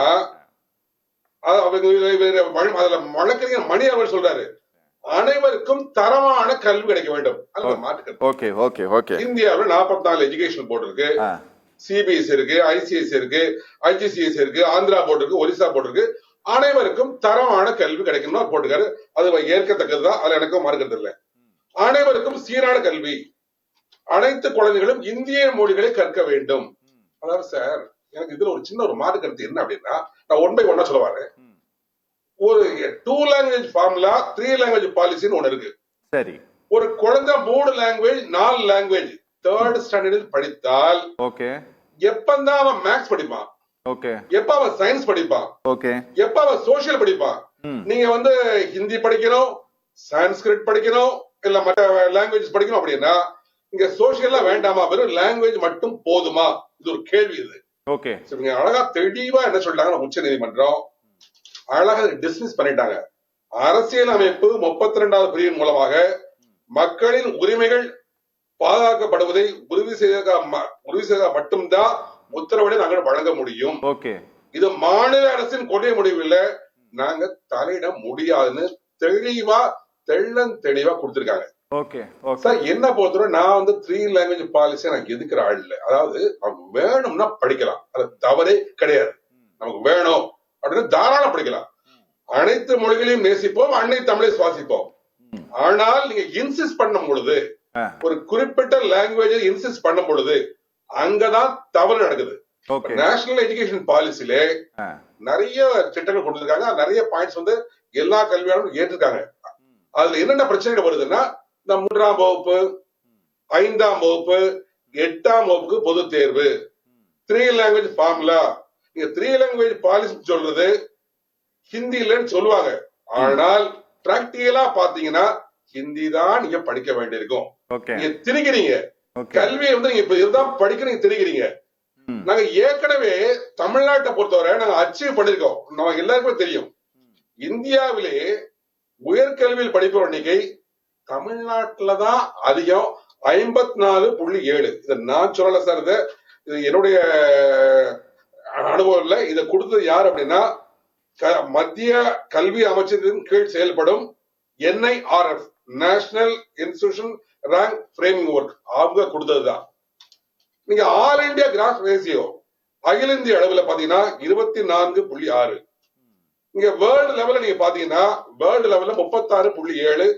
சோ ஆல் இந்தியா உலகத்தோட பின்னுக்குதான் இருக்குது. ஆனா தமிழ்நாடு உலக தரவரிசையும் தாண்டி இருக்கு, உலகத்தையும் தாண்டி இருக்குது. இன்னைக்கு உயர்கல்வியில தமிழ்நாட்டுல படிக்கிற இன்னைக்கு அதிகம். இப்ப உதாரணமா சார், ஒரு 5 நிமிஷம் கொஞ்சம் அலோவ் பண்ணுங்க. நீங்க மெடிக்கல் நீங்க எடுத்தீங்க, மருத்துவம் நீங்க எடுத்தீங்கன்னா அப்படின்னா ஆல் இந்தியா லெவல்ல இந்தியால 28 மாநிலங்கள் இருக்கு, 8 யூனியன் டெரிட்டரி இருக்கு. நீங்க மெடிக்கல் எடுத்தீங்கன்னா ஒரு 50 மெடிக்கல் நிறுவனங்கள்ல டாப் 7, அந்த 50ல 7 நிறுவனங்கள் தமிழ்நாட்டை சேர்ந்ததா இருக்குது. பார்மசி எடுத்துக்கிட்டீங்கன்னா ஒரு 100 நிறுவனங்கள்ல, அது தரவரிசை பட்டியல் சொல்றேன், 100 காமன சொல்ல, தரவரிசை பட்டியல் கொடுத்தது NIRF, மத்திய அரசு கீழ் செய்யப்படும் NIRF தான் கொடுத்திருக்காங்க. பார்மசி எடுத்தீங்கன்னா அவுட் ஆஃப் 100 12 இன்ஸ்டிடியூட் தமிழ்நாட்டை சேர்ந்தது, அதுல 5 சென்னைங்கிறது தமிழ்நாட்டுடைய தலைநகர், நம்ம எல்லாருமே தெரியும். 3வது மேனேஜ்மெண்ட், மேலாண்மையில தரவரிசை பட்டியல 100 எடுத்தீங்கன்னா அங்கேயும் ஒரு 11 இன்ஸ்டிடியூட் தமிழ்நாட்டை சேர்ந்ததா இருக்குது. நீங்க பொறியியல் எடுத்தீங்கன்னா ஒரு தரவரிசை பட்டியல 100ல தமிழ்நாட்டை சேர்ந்ததா ஒரு 14 இருக்குது. அதே போல ஆராய்ச்சி படி சொல்லுவாங்க, ரிசர்ச் சைடு, நீங்க ஒரு 50 எடுத்தீங்கன்னா தரவரிசை பட்டியல கண்டிப்பாக தமிழ்நாட்டை சேர்ந்தது 9 நிறுவனங்கள் இருக்கு. நீங்க ஆல் இந்தியா லெவல்ல காலேஜஸ் எடுத்தீங்கன்னா அவுட் ஆஃப் 100 37 காலேஜஸ் தமிழ்நாட்டை சேர்ந்த கல்லூரிகள் தான் வருது. அதுல கல்லூரிகள் பேர் சொல்றேன். லைலா காலேஜ் உண்டு, பிரசிடென்சி காலேஜ் உண்டு, பல புகழ்பெற்ற கல்லூரிகள் இருக்கு. சென்னையிலே 9 கல்லூரிகள் இருக்கு. அப்படி கல்வி நிலையங்கள் எடுத்தீங்க அப்படின்னா, எனக்கு ஒரு 3 நிமிஷம் பேசுறேன் சார். கல்வி நிலையங்கள் எடுத்தீங்கன்னா 118க்கும் மேற்பட்ட நிறுவனங்கள் தமிழ்நாட்டை சேர்ந்ததா இருக்குது. யூனிவர்சிட்டி எடுத்தீங்கன்னா தரவரிசை பட்டியல 100 பல்கலைக்கழகம் எடுத்தீங்கன்னா தமிழ்நாட்டை சேர்ந்த பல்கலைக்கழகங்கள் அந்த 100 தரவரிசையில 10 இருக்கிறாங்க. இதுக்கு என்ன காரணம் தெரியுமா? 2 லாங்குவேஜ் ஃபார்முலா. இது வெரி வெரி இம்பார்ட்டன்ட் சார். நானும் முன்னாள் அரசு பள்ளி மாணவர், எனக்கு மாற்றுக்கிறது இல்ல. என்னுடைய தந்தையாரும் முன்னாள் அரசு பள்ளி தலைமை ஆசிரியர். எனக்கு சொந்த மாவட்டம், என்னுடைய சொந்த ஊர் நெல்லை மாவட்டம் தான். நெல்லை தான் என் வாழ்வின் முல்லை, அதற்கு நிகர எதுவும் இல்லை. சென்னையில 40 வருஷமா இருக்கிறனால சென்னை எனக்கு அன்னை. ரைட். இந்த 2 லாங்குவேஜ் பாலிசி இருக்கிறதுனால தான் நீங்க தமிழ்நாட்டு மாணவர்கள் பல துறைகள்ல சாதிச்சுட்டு வராங்க. இன்னைக்கு என்னுடைய குழந்தை கூட IIT ஒர்க் பண்ணிட்டு இருக்காங்கன்னா படிச்சது நான் மத்த போர்டு நான் குறை சொல்லல, கண்டிப்பா குறை சொல்லல. எல்லா CBSE குறை சொல்ல மாட்டேன், ICSE குறை சொல்ல மாட்டேன், IGCSE குறை சொல்ல மாட்டேன். 2 லாங்குவேஜ் பாலிசி இருக்கும் பொழுது ஈஸியாக அவர்களால அச்சீவ் பண்ண முடியுது. வேணுங்கிற நேரத்துல தாராளமா ஹிந்தி படிக்கலாம், சான்ஸ்கிரிட் படிக்கலாம், ஜெர்மன், வெளிநாட்டு மொழி, நிறைய மொழிகள் படிக்கலாம். நீங்க என்ன பண்றீங்க? கம்பல்சரியா நீங்க 3 லாங்குவேஜ் படிக்கணும், அதை இன்சிஸ்ட் பண்றீங்க. அடுத்தது 3ஆம் வகுப்பு, 5ஆம் வகுப்பு, 8ஆம் வகுப்புக்கு பொது தேர்வு. சார் இதுல எனக்கு ஒரு மாற்று கருத்து கண்டிப்பா இருக்கு. நீங்க எக்ஸாம் கண்டிப்பா நடத்தணும். இன்னைக்கு LKGக்கு எக்ஸாம் உண்டு, ஒரு சிஸ்டம் உண்டு, UKGக்கு உண்டு, ஃபர்ஸ்ட் ஸ்டாண்டர்டுக்கு உண்டு. பொது தேர்வு வேற. டெஸ்ட்ங்க வேற, பொது தேர்வு, டிஸ்ட்ரிக்ட் லெவல், ஸ்டேட் லெவல். நீங்க மார்க் ரிலீஸ் பண்றீங்க அப்படின்னா, என் பையன் இல்ல என் பேரன் 3rd ஸ்டாண்டர்ட் ஃபெயில் அப்படின்னா கண்டிப்பா அவன் அந்த கல்வியில இருந்து வெளியே வந்துருவான். இல்ல வேண்டாம், வேண்டாப்பா, எனக்கு வேண்டாம், இதுக்கு மேல நான் படிக்க விரும்பல அப்படிமா. நீங்க என்ன பண்ணுவீங்க? 9th போகணும் அப்படின்னா NTA எக்ஸாம் நடத்துவீங்க. NTA national testing agency. அதுதான் நடத்துறாங்க. உங்களுக்கு தெரியும், நீட் எக்ஸாம். நீட்ல அதான் சார், இங்க தவறு வேண்டாம், நேஷனல் டெஸ்டிங் ஏஜென்சியா இல்ல நேஷனல் டார்ச்சரிங் ஏஜென்சியா கூட எனக்கு தெரியல. ஒரு நீட் எக்ஸாம்ல துப்பட்டா போடக்கூடாது, ஃபுல் ஹேண்ட் ஷர்ட் போடக்கூடாது, பூனலை கழட்டணும், கம்மலை கழட்டணும், மூக்குத்தி கழட்டணும், தாலி, அது கல்யாணம் முடிந்த ஒரு பெண் தாலி கணவன் முன்னால கழட்டணும். இதெல்லாம் வந்து எங்கேயுமே நான் பார்க்காது. நீட் வரதுக்கு முன்னால சார் எய்ம்ஸ், ஜிப்மர் எல்லாம் நடத்தாங்க. இந்த மாதிரி எந்த ஒரு குழப்பமும் இல்லை. இது நடத்தது யாரு? NTA. அப்படி தேசிய கல்விக் கொடியை நீங்க வரவிட்டால் இதே போல தேர்வுகள் ஆல் இண்டியா லெவல்ல காமனா ஒரு எக்ஸாம் கொண்டு வருவீங்க. நீட் வழியா மட்டும்தான் வருது. நீட் வழியா மட்டும்தான் ஒரு சின்ன டாக்ஸ் வருது. ஆல் இண்டியா லெவல்ல வரக்கூடாது. தமிழ்நாட்டினுடைய கல்விக் கொள்கையே சிறப்பா இருக்கு. தாராளமா தமிழ்நாட்டு கல்விக் கொள்கையை ஆல் இண்டியா லெவல்லயும் பின்பற்றலாம்னு நான் நினைக்கிறேன் சார். Okay sir, okay. ஒரு சின்ன பிரேக் அப்புறமேட்டு பேசலாம், டைம் ஆயிடுச்சு. ஒரு சிறிய இடைவேளைக்கு பின் சத்தியம் சாத்தியமே தொடரும். We are very glad that we admitted her here because my daughter, though she is not very high studious girl, we wanted her to be an all-round development, and it has worked out well. எங்களுடைய support என்னைக்கும் உங்களுக்கு உண்டு. அது எங்க குழந்தைங்க. நாங்க எப்பவுமே bring your children அப்படின்லாம் எந்த மெசேஜுமே நாங்க போடுறது இல்லை. நாங்க அவர் அப்படிங்கிற வேர்டு தான் யூஸ் பண்ணுவோம். அப்படி இருக்கிறதுக்கு தான் நாங்க ஆசைப்படுறோம். Olive Tree Group of Schools, CBSE. Admission open for 2025 to 26 for pre-KG to grade 6 and grade 11. To enroll, contact 755000112.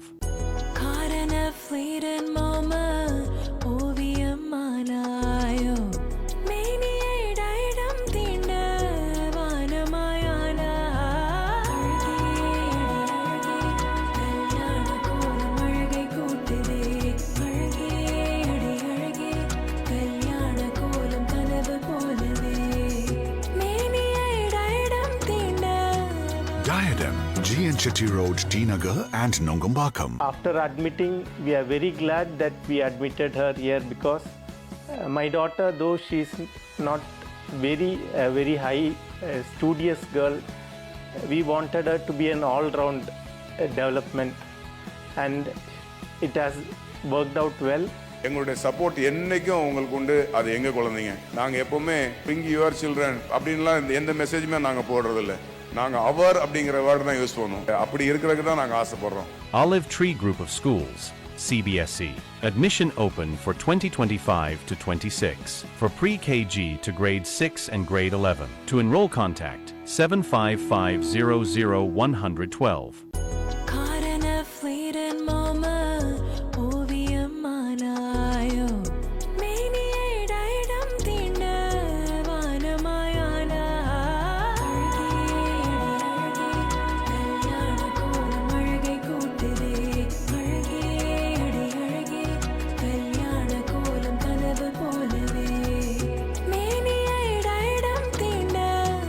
Diadem, GN Chetty Road, T Nagar and Nongambakam. After admitting, we are very glad that we admitted her here because my daughter, though she is not very high studious girl, we wanted her to be an all-round development, and it has worked out well.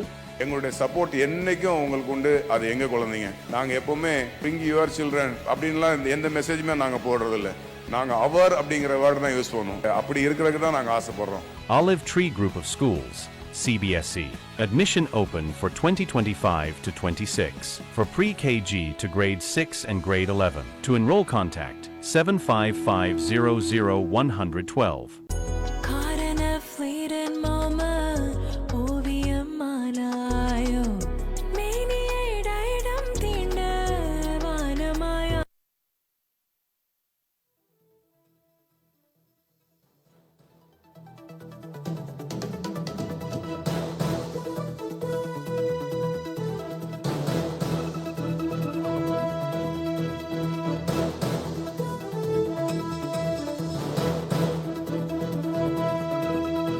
Pakistan இடையே போர் நிறுத்தத்தை இரண்டு நாடுகளும் ஒப்புக்கொண்டு விட்டதாக அமெரிக்க அதிபர் Donald Trump அறிவித்திருக்கிறார். இதனால் India Pakistan இடையேயான போர் நிறுத்தத்திற்கு இரண்டு நாடுகளும் ஒப்புக்கொண்டு விட்டன என்று அமெரிக்க அதிபர் டொனால்டு டிரம்ப் தெரிவித்துவிட்டு இரு நாடுகளும் நீண்ட நேர பேச்சுவார்த்தைக்கு பிறகு இந்த சண்டை நிறுத்தத்திற்கு ஒப்புக்கொண்டு விட்டதாக அமெரிக்க அதிபர் டொனால்டு டிரம்ப் அறிவித்து இரண்டு நாடுகளுக்கும் வாழ்த்துக்களை அவர் தெரிவித்திருக்கிறார்.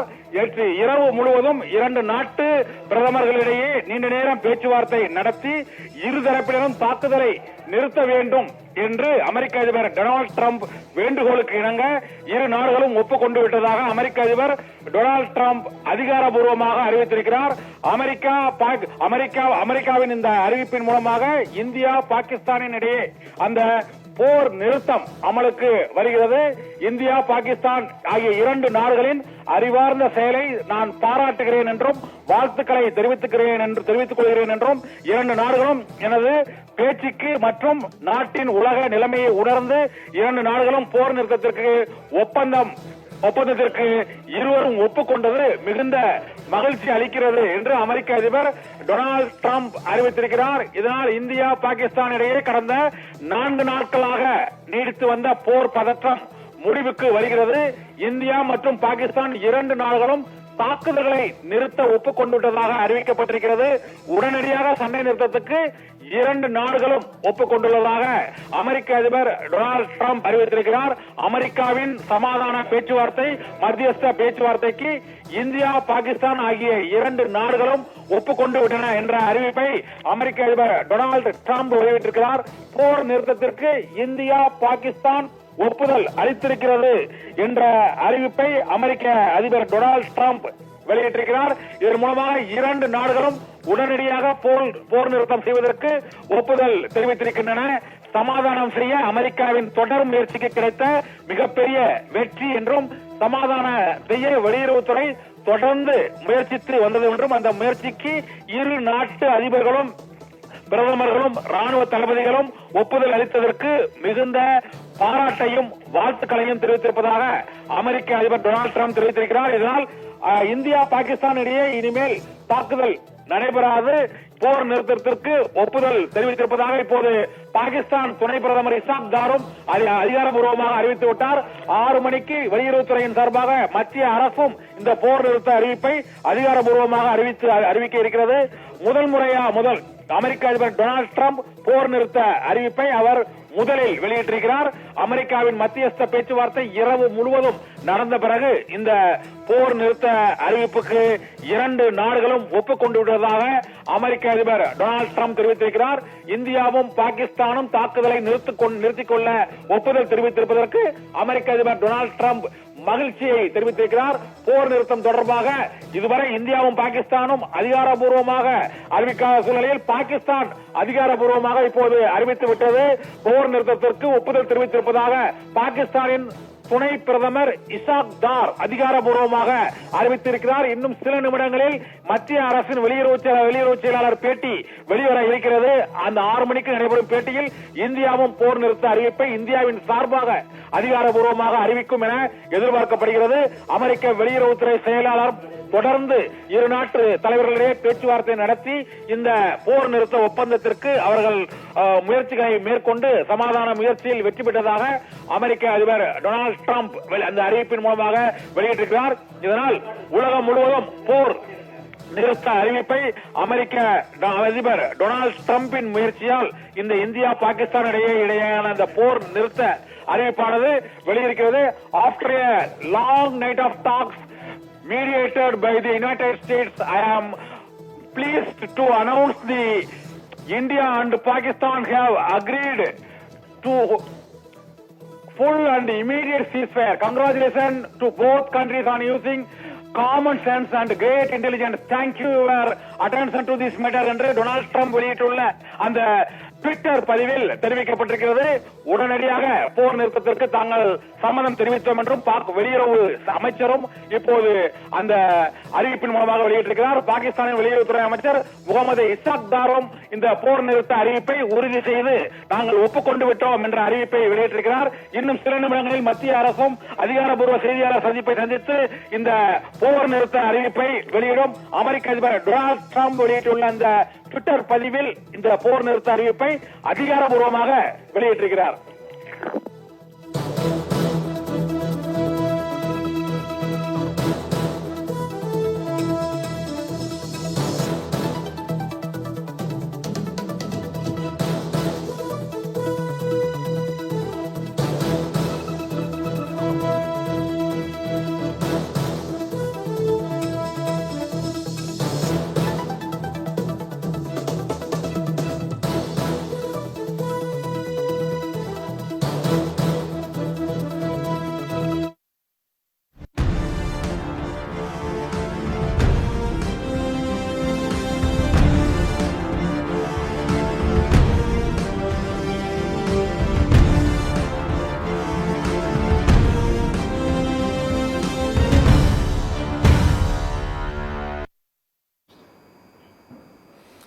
சத்தியம் தொடர்கிறது.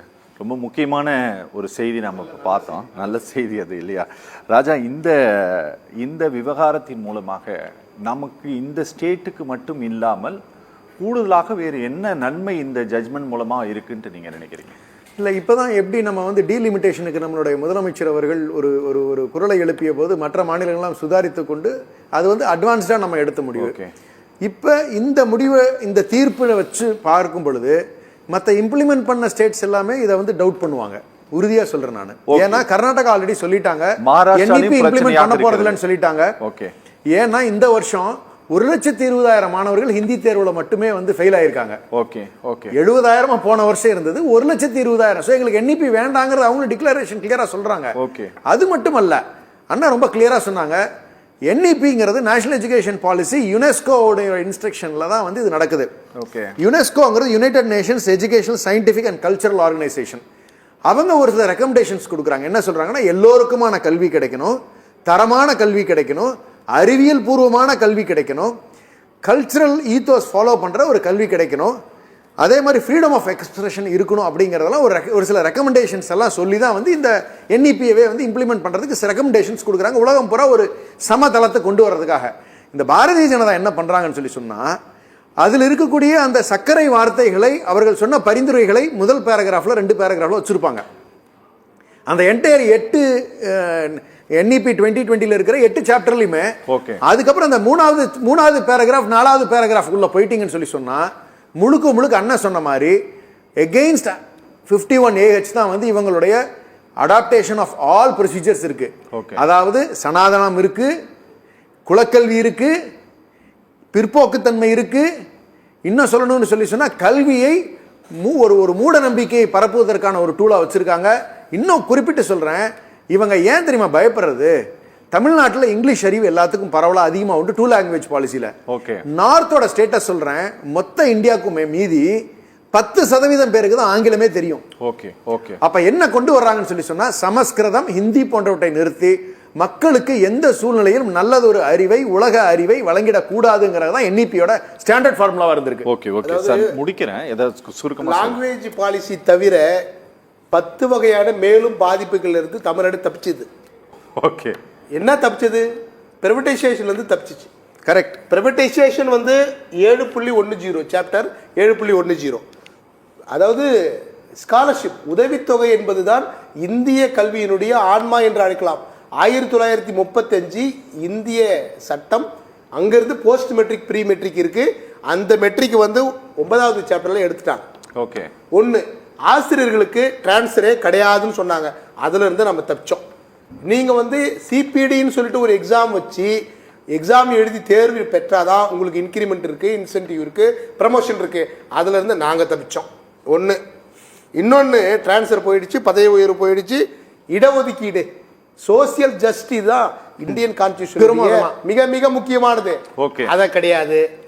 45 SC/ST கல்வி கிடையாது, பெண் கல்வி கிடையாது, ஊனமுற்ற அதாவது மாற்றுத்திறனாளிகளுக்கு உங்களுக்கு வந்து சலுகை கிடையாது. இப்படி 10 வகையான ஆபத்திலிருந்து நம்முடைய தமிழகம் தப்பித்தது இதை கடைபிடித்து அனைத்து மாநிலங்களும் ஒரே ஒரு கருத்தை பணிவான வேண்டும். அண்ணா செல்வன் அவர்கள் இந்த நான் கேட்ட 5 கேள்விக்கும் பதில் சொல்ல ஒரே ஒரு பதில் தான் சொன்னாரு. என் பிள்ளை ஹிந்தி படிச்சிருக்குன்னு சொல்லி சொன்னாரு. அண்ணா தேவை ஏற்பட்டால் நீங்க ஹிந்தி இல்ல உங்க பிள்ளைக்கு ஜெர்மன் கூட சொல்லித்தாங்க, ஸ்பானிஷ் கூட சொல்லித்தாங்க. தேவையின் அடிப்படையில் தான் மொழிகள் கற்றுக்கொள்ளப்படும். கட்டாயத்தின் பேரில் எந்த மொழியும் கட்டாயமாக திணிக்கப்படக்கூடாது. ஓகே செல்வம் சார், நீங்க பேச நினைக்கிறதெல்லாம் பேசலாம். ஏன்னா அவங்க நிறைய பேசியிருக்காங்க. ப்ளீஸ். ஆமா, அதாவது திமுக நண்பர்கள் வந்து எப்பவுமே எப்படின்னு கேட்டீங்கன்னா அவங்களுடைய நிலையில இருக்கிறதெல்லாம் மறைச்சிருவாங்க. இப்போ உதாரணத்துக்கு திமுகவுடைய நாடாளுமன்ற உறுப்பினர் அண்ணன் மரியாதைக்குரிய ஜெகத் ரட்சகன் விட்டீங்கன்னா பச்சை மாமலை போல் மேனி பவளவாய் கவலைச்செங்கன் அச்சுதா அவர்கள் ஏறே 1000 கொழுந்தே வந்து 7 ஆழ்வார்களுடைய பாடலை பாடக்கூடிய அளவுக்கு அவர் உள்ளவர். ரைட்டு. அது போக மாண்புமிகு முதலமைச்சர் அவர்களுடைய வீட்டுல உள்ளவங்களும் சாமி கும்பிடுறாங்க. பக்தி மார்க்கமாக பக்தியில ரொம்ப நின்னுங்க தம்பி, அவசரப்படாங்க. அதான் ஒண்ணு. ரெண்டாவது, இந்த எஜுகேஷன்ல எப்படி இருந்ததுன்னு கேட்டீங்கன்னா அண்ணன் முருகன் வந்து ரொம்ப இதான் சொன்னாரு. டீச்சர்ஸ், அதாவது பிஎட் முடிச்சவங்களுக்கு டீச்சர்ஸ் எலிஜிபிலிட்டி டெஸ்ட் இல்லாம நீங்க இன்னைக்கு யாராவது அப்பாயின்மெண்ட் இருக்கா சார்? முருகன் சார் சொல்லுங்க. பதவி உயர்வுக்கு நோ எக்ஸாம். நீங்க தான் வச்சு சிபிடி எக்ஸாம் வச்சிருக்கீங்க. சிபிடி எக்ஸாம் பதவி உயர்வுக்கு இந்தியா முழுக்க தேர்வு இல்லை. ஓகே சார், அனுமதிங்க. முருகன் சார் குறுக்கிட கூடாது. முருகன் சார் குறுக்கிடாதீங்க, தயவு செய்து. முருகன் சார் குறுக்கிடாதீங்க. ஒண்ணு, பிரைமரி எஜுகேஷன், அதாவது பிரைமரி ஸ்கூல். முதல்ல நம்முடைய கல்வி கட்டமைப்பு primary school, middle school, secondary education, higher secondary education, college education. இதான் நம்ம சிஸ்டம். ஆனா அப்படி அது பெருந்தலைவர் காமராஜர் அவர்கள் இந்த கல்வியை கட்டமைக்கும் போது தொடக்கப்பள்ளி, நடுநிலைப்பள்ளி, அதாவது ஆரம்ப பள்ளி, நடுநிலைப்பள்ளி, உயர்நிலைப்பள்ளி, மேல்நிலைப்பள்ளின்னு கட்டமைச்சாங்க. அதுக்கு பிறகு கல்லூரி கல்வி, கல்லூரி படிப்பு. இதையெல்லாம் இவங்க சௌரியத்துக்கு மாத்தி கல்வியை வணிகமயமாக்குவதற்காக இன்னைக்கு கூட ஆசிரியர்கள் எல்லாம் மிகுந்த மன உளைச்சல்ல இருக்காங்க. ஏன்னு கேட்டீங்கன்னா அவங்க முன்னால எப்படின்னு கேட்டீங்கன்னா செகண்டரி, அதாவது செகண்டரி கிரேட் டீச்சர் இருப்பாங்க. நேஷனல் எஜுகேஷன் பத்தி பாலிசியை பத்தி பேசுங்க. அவர் என்ன சொல்றாரு உங்களுக்கு வார்த்தை, நேஷனல் எஜுகேஷன் பாலிசியை பத்தி பேசுங்க. கோர்ட்ல வந்த தீர்ப்பை பத்தி பேசுங்க. இதெல்லாம் எதையுமே பேசாம நீங்க வந்து ஏதோ ஒரு ரூட்ல போயிட்டு இருக்கீங்க. ஆனா தயவு செஞ்சு ரூட்டுக்கு தண்டவாளம் வண்டி இறங்கி வேற எங்கேயோ ஓடிக்கிட்டு இருக்கு. தயவு செஞ்சு தண்டவாளத்துல வண்டியை ஓட்டுங்க. கேளுங்க ராஜா, நின்னுங்க. எந்த இடத்துலயும் வந்து நாங்க வந்து சமஸ்கிருதத்தை, இந்தியை திணிக்க வேண்டும் என்கிற விருப்பம் இல்லை. விரும்புறா படிச்சுட்டு போனா NEP-ல நீங்க சொல்லி வச்சிருக்கீங்க. படிச்சு காட்டுறாரு பாலிசிய. நீங்க என்ன சொல்றீங்க? ஆக்ட் கிடையாது, பாலிசி கிடையாது. அப்புறம் எதுக்கு உங்களுடைய தர்மேந்திர பிரதான் பிளாக்மெயில் மினிஸ்டர் இல்ல ஒரே ஒரு நிமிஷம் பிளாக்மெயில் மினிஸ்டர் நீங்க இந்த NEP-யை இம்ப்ளிமென்ட் பண்ணாதான் நான் காசு கொடுப்பேன், இல்லனா 2162 கோடி ரூபாய் கொடுக்க மாட்டேன்னு ஏன் சொல்றாரு? கேளுங்க சார், நீங்க நடத்துற பள்ளிக்கூடத்துல எல்லாம் மும்மொழி கொள்கை. நீங்க வச்சிருக்கிற பாலிசி அது. CBSE சிலபஸ் உங்களுடைய பாலிசி, அதான் வேண்டாம்னு சொல்றோம். IGCSE உங்களுடைய பாலிசி, அது உங்களுடைய பாலிசி. இதையெல்லாம் தான் மாத்து கேக்குறோம். நீங்க கேட்க மாட்டேங்கிறீங்க. அண்ணே இங்க பாருங்க ராஜா, நிப்பாட்டுங்க. அண்ணே, ஒரு நேஷனல் எஜுகேஷன் பாலிசின்னு சொல்றீங்களா? ஒரு நிமிஷம். நேஷனல் எஜுகேஷன் அண்ணே இங்க பாருங்க. அண்ணே செல்வம் அண்ணே இங்க பாருங்க. இந்த பாலிசி பத்தி நாம நிறைய தடவை பேசிட்டோம். இப்ப இந்த ஜட்ஜ்மெண்ட் மத்திய அரசாங்கத்திற்கு ஒரு பின்னடைவை ஏற்படுத்தி இருக்கா? இம்ப்ளிமெண்ட் பண்ணுன்னு சொல்லி கட்டாயப்படுத்த முடியாதுல்ல ஸ்டேட் கவர்மெண்ட். கேளுங்க சார், இது சட்டம் கிடையாது, பாலிசி நோட்டு. அப்ப அந்த பணத்தை கொடுங்க சார். அப்ப 2162 கோடி எதுக்கு நிறுத்தி வச்சிருக்கீங்க? வேண்டாங்க. நீங்க உங்களுக்கு எதுக்கு நிறுத்தி வச்சிருக்கீங்க? அப்புறம் எதுக்கு உங்களுக்கு சார் எதுக்கு நிறுத்தி வச்சிருக்கீங்க? நீங்க நிறுத்தி வச்சிருக்கிறதுக்கு அதுக்கு எதுவுமே கிடையாது. ஆர்டிஐல வர வேண்டிய 612 கோடி ரூபாய் நிறுத்தி வச்சிட்டு இருக்கீங்க. அண்ணே அரட்றீங்க. ஒரே நிமிஷம். அண்ணே இங்க பாருங்களேன். பணி நிரந்தர பண்ணல. அண்ணே நீங்க எல்லாம் பேசாதீங்க. அண்ணே துரோகம் பண்ணாதீங்க. ஆசிரியர்களுக்கு சம்பளம் கொடுக்கல. அண்ணா, எங்க ஆசிரியர்கள் சந்தோஷமா தான் இருக்காங்க, அவங்களுக்கு எல்லாம் எந்த பிரச்சனையும் இல்ல. டீச்சர்ஸ் ட்ரைனிங் நடத்த அண்ணனே வந்திருக்காங்க, அவர்கிட்ட கேளுங்க ஆசிரியர் நிலை என்னன்னு சொல்லுவாரு. எந்த ஆசிரியருக்கு எந்த பிரச்சனையும் இல்ல, அதெல்லாம் நாங்க என்ன தேவையோ பார்த்து கொடுத்துறோம் சார், அத பத்தி நீங்க சொல்லாதீங்க. நன்றி நன்றி சார். சோமசுந்தரம் சார், இங்க வந்து கேளுங்க சார், இங்க குலக்கல்வி கிடையாது, ஒரு கல்வி கிடையாது. கலைஞர் கைவினை திட்டம், கைவினை திட்டம், கைவினைஞர் திட்டம். அண்ணே செல்வமண்ணே கொஞ்சம் அமைதியா இருங்க சார். சோமசுந்தரம் சார், நிகழ்ச்சி நான் முடிக்க போறேன் சார். இந்த கட்டாய கல்வி உரிமை சட்டத்தின்படி எல்லா ஸ்கூல்லையும் வந்து 25% வந்து மாணவர்களே சேர்க்கணும் அப்படிங்கிற அந்த இது, அதற்கு வழங்கப்பட வேண்டிய நிதியும் நிறுத்தப்பட்டிருக்கு. அதனால இந்த வருடத்திற்கான அட்மிஷனே நடக்கல அப்படின்ட்டு பாட்டாளி மக்கள் கட்சியினுடைய நிறுவன தலைவர் டாக்டர் ராமதாஸ் வந்து சில நாட்களுக்கு முன்பாக ஒரு அறிக்கை ஒன்று வெளியிட்டார். அதுக்கு வந்து ஒன்னும் தமிழ்நாடு அரசாங்கம் ஒன்னும் ஒரு பெரிய அளவுல பதில் எல்லாம் ஒன்னும் கொடுக்கல. அதுக்கு என்ன காரணம்னு எனக்கு தெரியல சார். ஒருவேளை இப்ப இந்த ஆர்டர் வந்து இப்போது இவங்க போட்டிருக்கக்கூடிய இந்த பொதுநல மனுவை தள்ளுபடி செய்திருக்கக்கூடிய இந்த டிஸ்மிஸ் ஆர்டரின் மூலமாக அந்த நிதிகளை எல்லாம் மத்திய அரசு கொடுப்பதற்கான வாய்ப்பு உருவாயிருக்கா சார்? இது அது ஏதாவது கண்டிப்பா கொடுக்கும். வட்டியோட தரணும்னு நான் நினைக்கிறேன். வட்டியோட கண்டிப்பா தரணும். முதல்ல ஆர்டி அமௌண்ட் வரல, சமக்கிர சிக்ஷா நிதி வரல, இந்த வட்டியோட கொடுத்தா தான் கரெக்ட். கல்வியை பொதுப்பட்டியல இருந்து மாநில பட்டியலுக்கு மாத்தணும் சார். ஓகே, தமிழ்நாடு கல்விக் கொள்கை சிறப்பா இருக்கு. Okay sir. தீர்ப்பின் மூலமாக ஒரு வித்தியாசம் நடக்கும் போது விரைவில் நமக்கு நிதி வரப்போகுது. ஓகே சார், ஓகே சார், ரொம்ப நன்றி சார்.